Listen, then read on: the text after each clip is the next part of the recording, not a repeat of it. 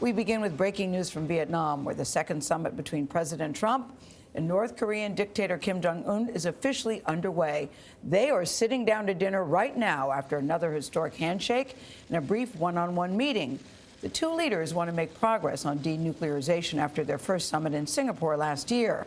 The president says that North Korea could benefit greatly from a deal.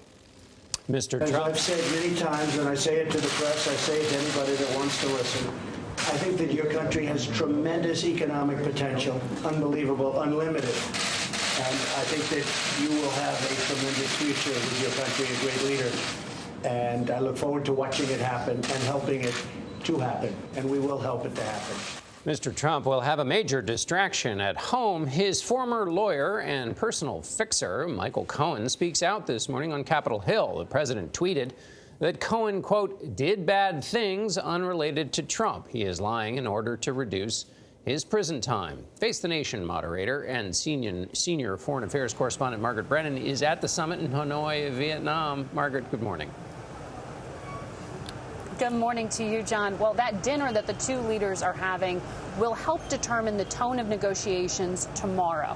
We saw the two together for the first time tonight since their historic encounter in Singapore some 8 months ago. And since that time, neither side has even agreed to what denuclearizing North Korea actually means.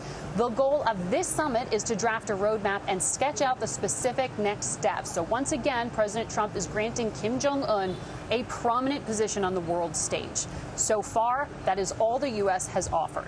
North Korean officials complain that they have given up more than they've gotten, having paused nuclear and missile tests for more than a year. But it continues to develop its nuclear program.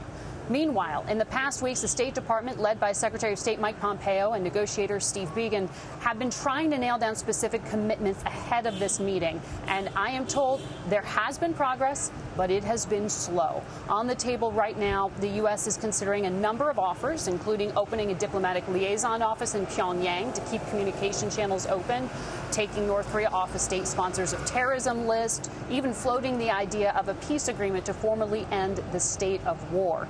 But all those things are possibilities and not promises.